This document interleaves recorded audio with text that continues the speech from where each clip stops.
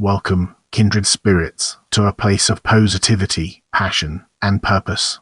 Hello, YouTube friends.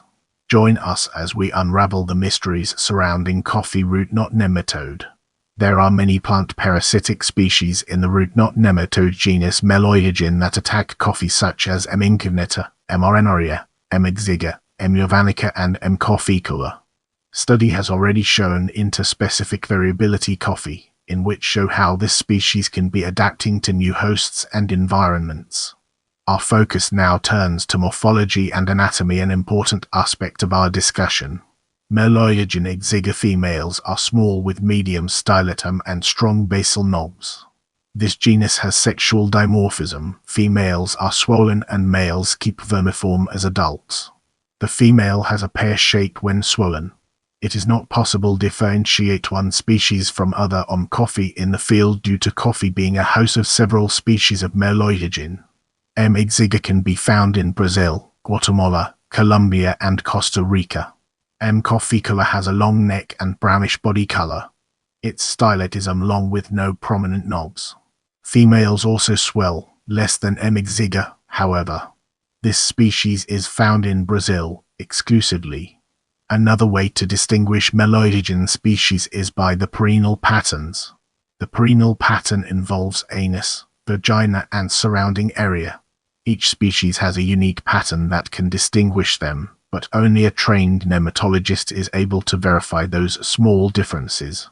Meloidogyne exigua's perineal pattern has a hexagonal shape, with the dorsal arch above the anus and lateral lines not very pronounced on the perineal pattern, while M. coffeicola pattern have a more simple conformation with striations between vulva and anus forming a target. Due to difficulties to identify Meloidogyne species just by perineal pattern, other reliable techniques were developed, such as isonzyme characterizations. Oliveira reported difficulties to use perineal pattern, and isonzymes helped to confirm species without mistakes. M. exigua is distinguished by its esterase phenotypes E and E, while M. coffeicola by ESTK. In the upcoming section, we'll be dissecting life cycle and exploring its intricate connections to our topic. Attracted by exudates released by the coffee roots, nematode migratory stage moves toward a food source. The nematodes penetrate in the roots and search for a site to feed on. Several cells are selected to start uptaking food. Those cells are modified and grow bigger, hypertrophy without cellular division.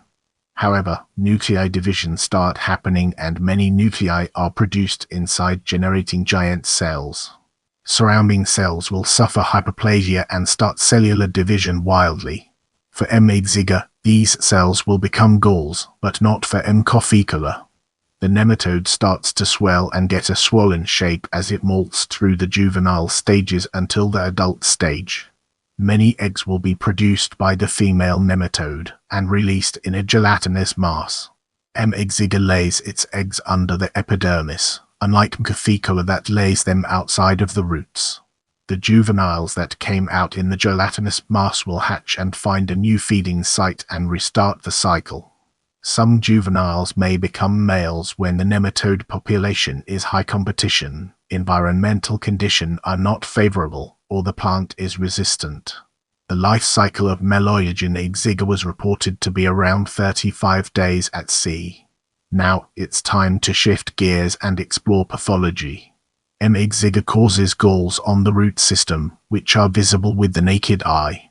Although M. coffeicola does not produce galls, it causes peeling and cracking of roots instead. Reduction of root system is observed, mostly because nematodes feed closer to xylem and phloem, where water and nutrients are transported into the plant. This blockage reduces root system development. Above-ground symptoms include defoliation and leaf chlorosis, leading to death of the plant. With the groundwork laid, let's now examine management and its connections to our previous discussions. The first thing recommendation to control the gall nematodes is to plant healthy seeds in area not infested. Nematode-free seeds are important to avoid disseminating the pathogen to other areas. However, if areas are already contaminated, other measures will be needed. Some nematicides are still applied to stop from infecting coffee plants. However, due to phytotoxicity and high value, their use became unpractical. Thus, new cultural methods started to be applied, such as irrigation control, remove diseased plants, spacing rows, and others not as common. M. exigua can survive for 6 months without the host, while M. coffeicola just survive for few days or weeks. Thus, not planting host plants for a period greater than 6 months can eradicate both plant feeders. Grafting is another method applied to control Meloidogyne species that attacks coffee. Resistant varieties are used as a support stock, such as Pot, Nemea, or other Celsius.